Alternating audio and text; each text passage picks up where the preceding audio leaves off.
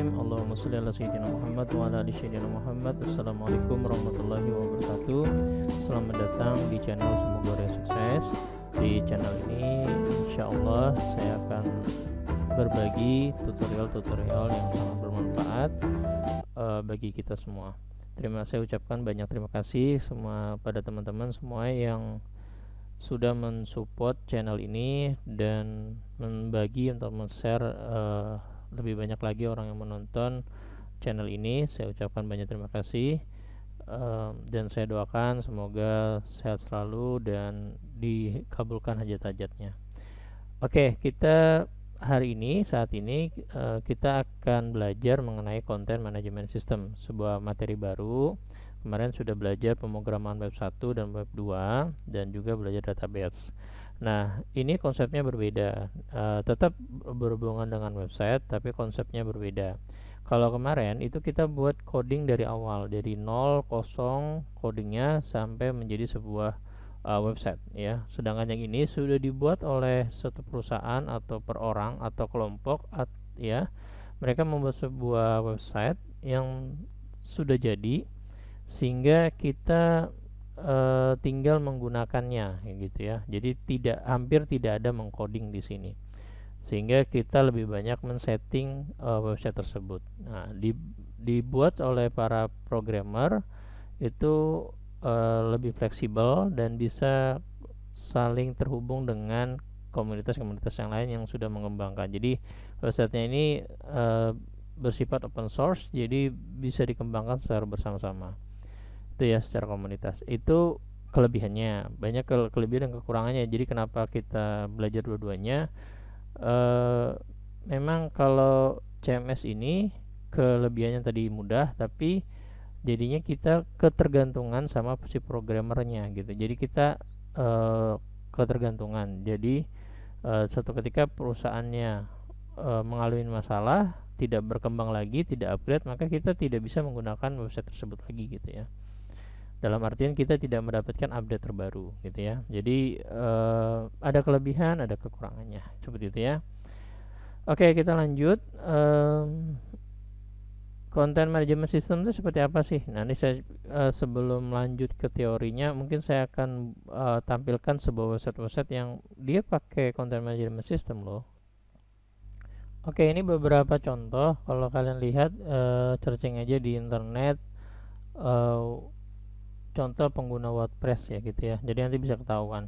Saya deteksinya tidak hanya pakai ini, saya pakai plugin yang ada di Chrome, itu namanya WAPP-Alizer. Jadi bisa diinstal extension dari miliknya Chrome. Cara installnya kalau ada yang belum tahu, kalau yang sudah tahu bisa di skip aja. Caranya tinggal klik aja di bagian setting, kemudian pilih aja di bagian extension, kemudian di bagian ininya ada open ya.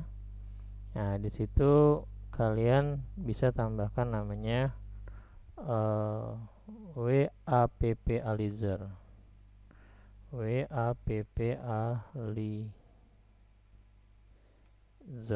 Nah, di sini WAPP-Alizer, di situ kalian bisa install, tinggal diklik kemudian install. Ini kan sudah saya install ya. Oke, nanti di situ aplikasinya kalau sudah jalan, Anda tinggal klik aja seperti ini, nanti akan muncul, dia memberitahu nih dia pakai WordPress, spec buildernya pakai Elementor, dia pakai SEO, analistiknya ini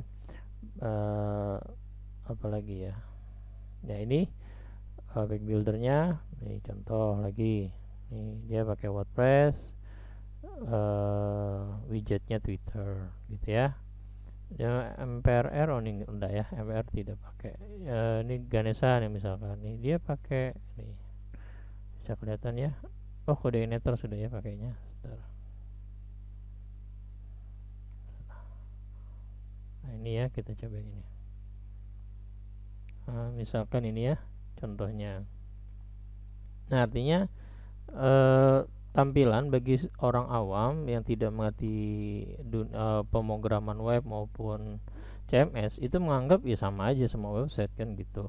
Nah, tapi kita yang menggunakan, yang masuk ke dunia IT ya kan tahu bahwa ini WordPress, ini anu segala macam. Nah, tapi kalau bagi orang awam itu tidak ada bedanya bagi mereka, gitu kan. Ini contoh ya, seperti ini. Nah, ini pakainya WordPress, ketahuan dipakai WordPress apa. Kita bisa tahu oh seperti ini gitu ya. Dia pakai apa gitu bisa kelihatan ya. Nah, ini yang kita pelajarin. Kita bisa mampu membuat sebuah website seperti ini ya, tanpa banyak mengcoding yang gitu ya. Oke. Itu saja. Kita balik lagi ke slide-nya. Oke, kemudian pendahuluannya. Jadi CMS bahasa Indonesia adalah Sistem Manajemen Konten. Adalah sebuah software yang diaktifkan di browser dan memungkinkan user untuk membuat atau mengelola dan memodifikasi website beserta kontennya tanpa harus menguasai bahasa pemrograman terlebih dahulu. Ini yang menariknya. Jadi tidak harus punya syarat menguasai bahasa pemrograman ya. Yang penting dia paham, mudah mengerti, tidak mudah menyerah, selalu berusaha menjadi terbaik. Itu akan mudah sekali mempelajari CMS ini. Sistem manajemen konten ini cerita aja dulu ya. Pernah saya ketemu beberapa orang itu yang dari jurusan ekonomi, bahkan dosen ekonomi itu bisa membuat CMS gitu kan. Artinya ada kemauan gitu. Jadi ini yang menyediakan antarmuka pengguna grafis agar Anda dapat mengolah setiap aspek website. Anda bisa membuat dan mengedit konten, menambah gambar, video. Jadi kita bisa nambahkan gambar, video, dan konten-konten yang lainnya. Keseluruhan desain atau tampilan situs seperti contoh WordPress, Magento, Drupal adalah 3 contoh CMS terpopuler di pasaran saat ini. Ini saya lihatkan ada sebuah situs Linux Links namanya di .com, itu memberitahu nih, walaupun surveinya 2020 ya, jauh banget ya. Ini survei tahun 2020 yang recommended itu Drupal, Joomla, WordPress. Kalau tadi di sini saya berita apa? Oh, Magento masuk ya. Magento, nah tidak masuk di sini ya. Nah, beda-beda orang survei ya, mungkin itu. Tapi yang paling tinggi tetap di sini masuk WordPress gitu ya. Tuh. Oke. Apa itu CMS? Ya, CMS itu adalah Content Management System. Nah, kalau teorinya gini ya, sebuah perangkat lunak atau sistem yang mengatur konten pada situs web. Bisa situs web yang berupa company profile, e-commerce, blog, forum, dan lainnya. Jika ada mie instan pada makanan, CMS menjadi pembuat situs instan yang dikerjakan di internet. Wah, ini salah ketik saya. Astagfirullahaladzim. Oke ya. CMS dapat digunakan jika Anda tidak mengetahui mengenai pemrograman sama sekali. CMS juga menyediakan template layaknya WordPress. Sampai pada bagian ini semoga sudah sedikit menjawab pertanyaan apa itu CMS. Setelah mengetahui pengertian CMS adalah software yang memudahkan Anda dalam membuat web karena tidak memerlukan coding sama sekali. Platform ini sangat user friendly, jadi enak banget, mudah banget, terutama bagi pengguna yang baru pertama kali membuat sebuah website. Apa manfaatnya? Nah, manfaatnya memberikan kemudahan untuk membuat halaman website yang menarik tanpa harus mengerti bagaimana membuat website dari awal. Itu ya, jadi enaknya di situ. Perkembangan CMS tidak hanya untuk blogger saja, melainkan sudah merambah ke bisnis sehingga saat ini sudah banyak CMS yang ditunjukkan khusus untuk e-commerce. Nah, dia bisa membuat e-commerce. Nanti kita juga bisa membuat e-commerce ya. Oke. Ada beberapa alasan perlu Anda ketahui sebelum memutuskan menggunakan CMS. Tidak hanya sangat mudah pada proses instalasi, saat menggunakan juga sangat sederhana. Kenapa menggunakan CMS? 1. Efisien, mudah dan cepat. Pemisahan konten mudah. Penambahan fungsi dapat menambahkan banyak user dengan mudah sekali. Memudahkan saat proses maintenance. Ingin mengubah desain sangat simpel sekali ya, gitu. Oke. Oh, tadi saya ketinggalan kekurangannya ya. Kekurangannya ada beberapa kekurangan yang memang sebentar ya. Oke, karena saya tidak, ini kan kelebihannya ya. Nah, itu. Tapi kalau dari segi kekurangannya, kalau saya tidak sempat tulis di slide-nya, itu intinya CMS ini ya, karena mungkin kemudahan dan cepat ya. Tapi kalau bagi pemula itu nanti dia akan memasukkan semua plugin, template yang berat segala macam sehingga keluar dari tujuan utamanya. Tujuan website itu memberikan informasi, bukan melihatkan animasi gitu ya. Jadi gimana informasi itu cepat tetapi juga tetap menarik kan gitu. Nah, ya, jadi itu nanti ada beberapa kesalahan. Jadi sehingga berat itu. Makanya harus ada manajemen yang benar, maintenance yang benar ya. Oke, lanjut. Ada berapa jenis? Ini jenis-jenis CMS ya. Berdasarkan wilayah, kalau kita wilayah kita bagi dulu ya. Jenis-jenis CMS begitu banyak CMS, kita bagi dua dulu.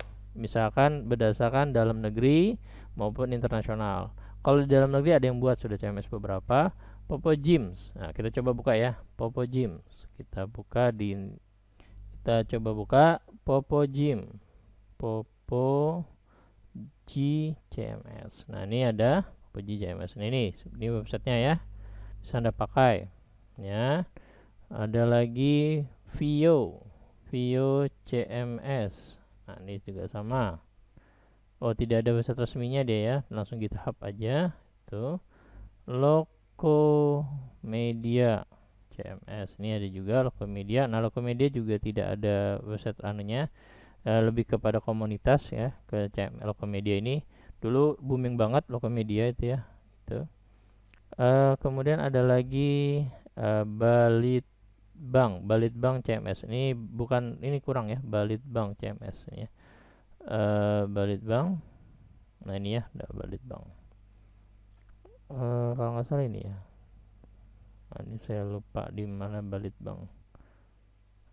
Banyak dipakai sama sekolah-sekolahan ya Balitbank ini. Nah, cuman Balitbank ini saya pernah pakai, saya juga kurang tahu gimana update-nya. Mungkin saya pada saat itu juga ya, tapi saya udah pakai yang terbaik pada saat itu, tetap bisa dihack sama orang. Itu yang saya menjadi harus buat sendiri aja deh kan gitu. Kan bahannya sama PHP, makanya saya pelajarin sendiri.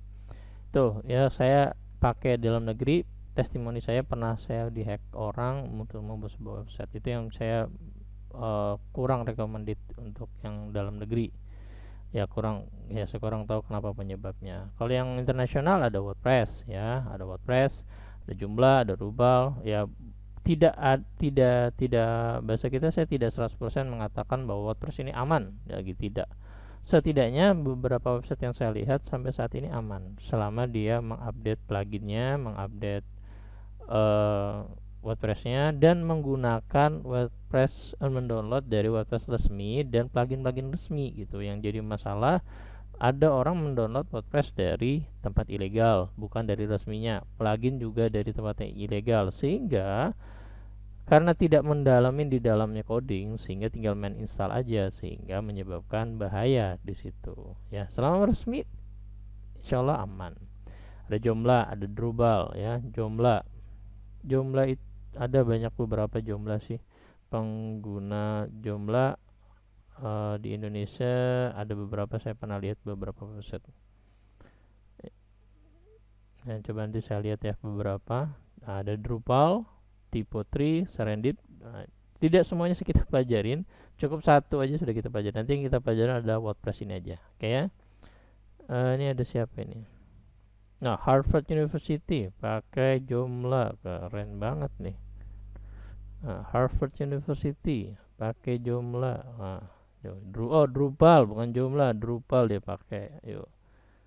Makanya dia terkenal nomor satunya Drupal. Jadi perusahaan sekelas Harvard saja pakai, dan kita bisa buat gitu ya. Nah, itu ya. Oke, lanjut. Kalau jenis-jenisnya berdasarkan company profile, ada WordPress, Joomla, dan Drupal. Ini memang benar-benar bisa dibuat company profile. Kalau untuk e-learning nanti ada Moodle. Mungkin di tahap selanjutnya nanti kapan-kapan saya akan buat di Moodle.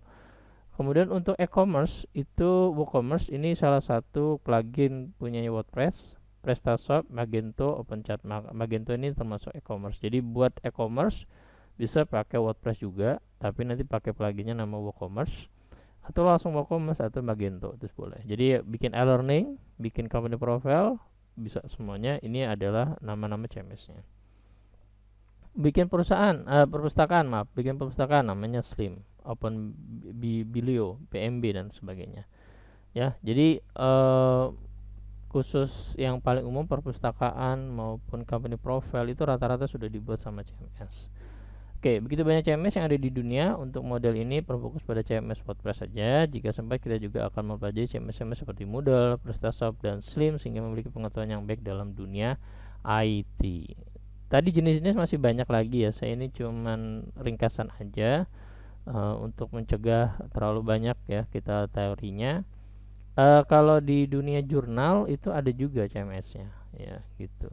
Jadi banyak banget CMS itu. Kalau saya buka nanti banyak banget kita pelajarin juga tidak ada habisnya. Tapi enaknya kalau sini sudah saya kelompok-kelompokkan dari berbagai sumber. Ini kalau perpustakaan, kalian mau bikin perpustakaan sudah ada CMS-nya.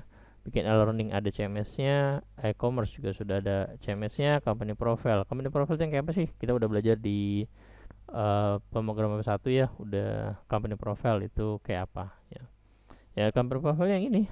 Kalau kalian ada yang belum tahu, mungkin ya, saya kalau sudah ada yang tahu skip aja. Ini namanya company profile. Nah, ini company profile. Company, jadi profile dari suatu perusahaan gitu ya. Nggak harus perusahaan, ya universitas profile namanya, university profile gitu ya ceritanya. Oke, itu saja mengenai CMS. Apa sudah habis? Ya, udah habis. Oke, itu saja. Semoga ini bermanfaat. Saya tutup. Terima kasih. Assalamualaikum warahmatullahi wabarakatuh.